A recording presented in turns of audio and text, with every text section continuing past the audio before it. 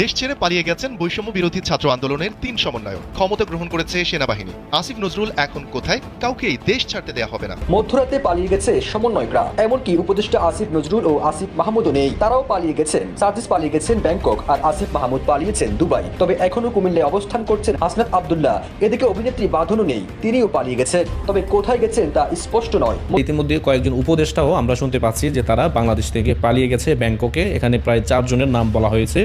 যে শেখ হাসিনার কথাই অবশেষে সত্যি হলো।